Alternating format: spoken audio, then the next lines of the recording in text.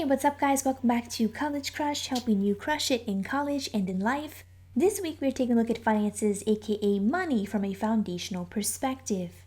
Money topics are super important, and you don't have to be in college to manage your money really well. Or not so well. This is a concept I wish I had learned as a kid, preferably right around the time I learned to form a complete sentence. It would have changed my life a whole lot sooner. That said, since hindsight is 2020, let's you and I step into the future with these concepts on fleek. Today we're going to be talking about the cost of living, and if you are a note taker, now is the time to grab your money and something to write with. I have a few questions for you, but please don't answer these questions out loud. If you do and you're not alone, when someone scoots away from you like you've just read their bank statements out loud, there will be awkward stares. Trust me. So how much does it cost you to live? Any idea? I'm talking dollars and cents. Are you winning where your money is concerned, or is your money beating you? Do you have any money left over at the end of the month? Who else is paying your way these days? Have your parents stopped paying for your existence? If they haven't, I recommend you hug them right now. Seriously, pause this video and go hug them. And if they are hours away from you, video chat or send them some variation of a I love you and appreciate you message. Pronto. College is a great place to get a handle on your money and your spending, because if you don't, by the time you graduate, you run the high risk of developing habits that make your life that much more complicated. I can think of several places in life where you can learn to manage your money well. Here are a few areas to consider.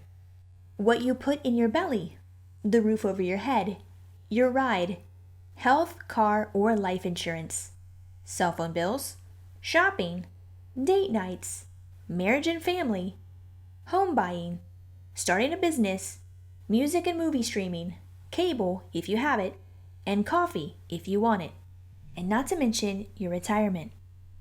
Over the course of your life, money is not the most important thing on earth, so don't get it twisted. There are things that money cannot buy, and there is such a thing as being very wealthy and very miserable.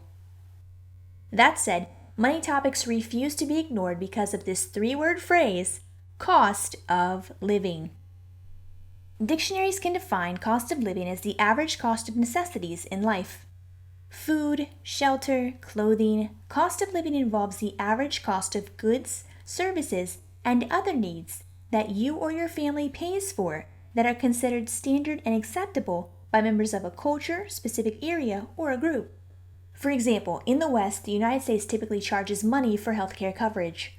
While in general, this gives its citizens liberty or freedom to choose the healthcare plan they want for themselves, their families, or the businesses they run, it also comes with different healthcare premiums or amounts one must pay to stay in compliance with such coverage for an agreed upon term.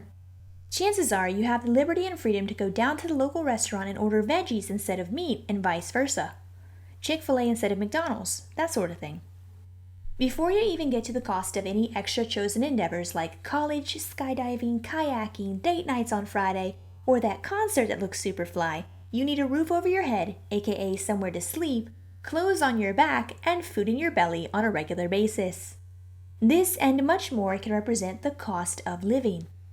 Your cost of living will fluctuate at different times in your life, so if you go to college, tuition and dorm living or even textbooks can spike that cost. In the West, if you get sick and have to obtain prescription medications, that can also add to your cost of living. Turning on lights, sleeping somewhere safe, going on a road trip, getting from point A to point B geographically, all of this costs money. If not your money, then someone else's, like a parent, a working spouse, a significant other, or even a company if they're willing to pay for it.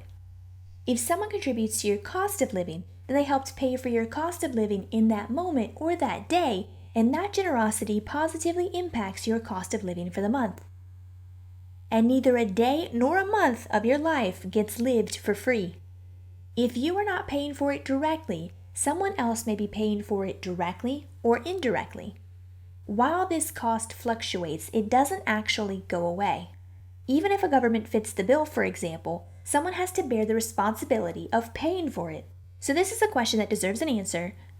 Do you know your cost of living? It is an actual number per month and per year.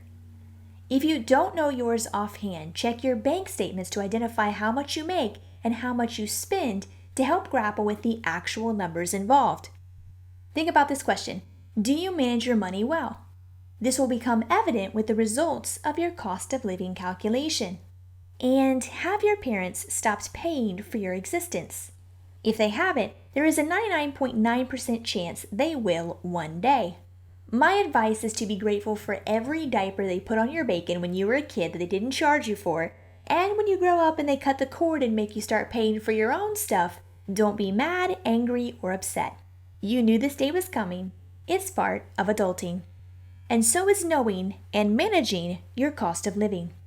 Now, in this series of money-saving videos, I am dedicating each one to one special member of the College Crush tribe. So Jacob G, how did I do? This one is for you.